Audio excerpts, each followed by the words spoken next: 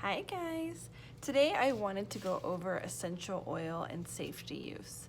That being said, I am not a doctor, so if you have any questions, ask those. Don't come at me all crazy.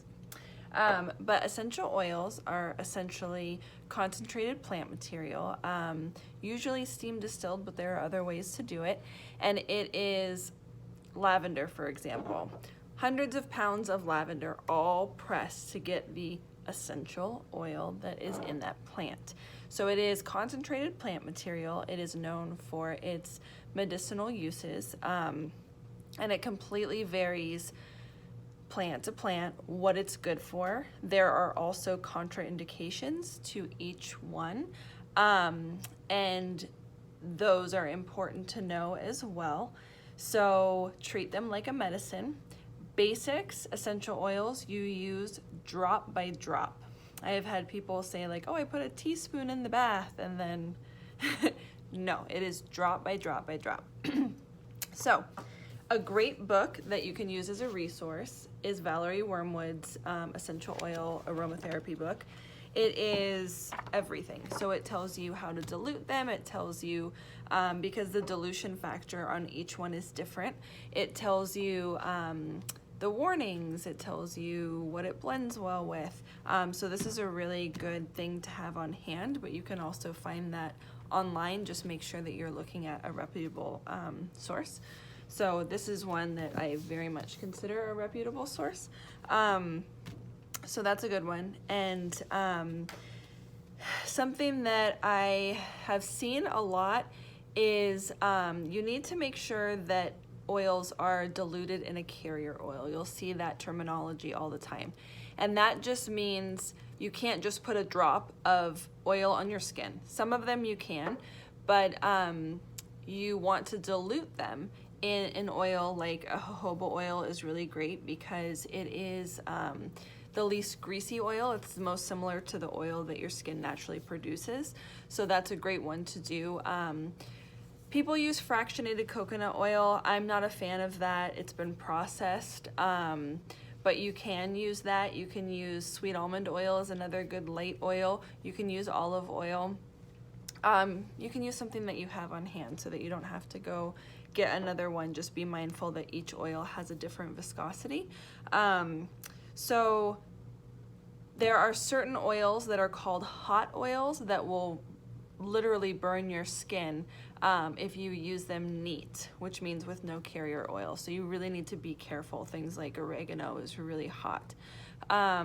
So it doesn't mean that you can't use these. It just means that you need to dilute them properly before using them. So you can get something like a roller ball. You can even just mix it in a bowl with an ounce of oil depending on the specific one, and put a drop or 2 or 10 depending on the oil. So that being said, that's why you'll always see oil in the bath bombs that I make. The essential oils need to be diluted. And so when you take a bath with essential oils, a general rule of thumb, and this varies oil to oil, you don't want more than 10 drops of an oil in your bath. You also need to make sure that there is an oil in the bath with you. Epsom salts by themselves, clays, things like that aren't enough. You need to make sure you're diluting your oils, because oil attracts oil, just like if you put oils on top of water, any oil, like if you put olive oil on top of water, even if you spray it like as a mist, it all comes together. Same thing with essential oils, and they're looking for other oil, and guess what they're gonna find? The oil on your skin. So they're just gonna stick to it, and people have had issues with like burnt skin, or why is this like my skin is on fire. Good things to know is soap and water isn't really effective after that happens. You wanna attack essential oils with oil. So if you do have an adverse reaction to an oil, you wanna put something like olive oil on top of the area. But just avoid that in the first place. So if you're taking an Epsom salt bath, which is amazing, just make sure that you're also adding a little bit of carrier oil to your bath as well, so that it doesn't attack your skin. Children. children and essential oils is not the same as adults with essential oils. So you want to make sure that you are diluting even further. Again, do your research on the particular oil that you're using and know the dilution level for those specific oils and for children. There are many, many, many oils that are not appropriate for children at all.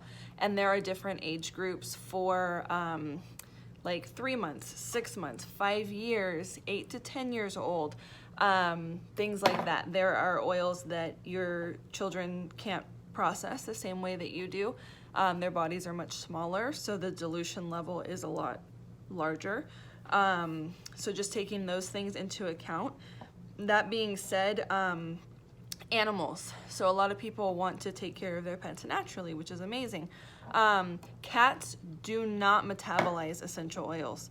Do not use oils on your cat. Also, that includes diffusers. So if you're diffusing oils, if you have cats, doesn't mean that you can't do that, but you need to open the door and have a way for them to leave. So if you're diffusing them in your living room, have the other side of your apartment or your house open, or your bedroom doors open, something like that, somewhere where they can retreat to, because it's they're not good for them. And then dogs, a lot of essential oils you can use on dogs. Just again, do your research before each one and the dilution levels of that. So that is something that is important to know. And lastly, I want to talk about pregnancy. So again, just think of essential oils. Don't be scared of them. Just do research, and you don't have to do it on every single one. Again, a book like this is a great investment. If it's something that you're looking into using, consider them a medicine.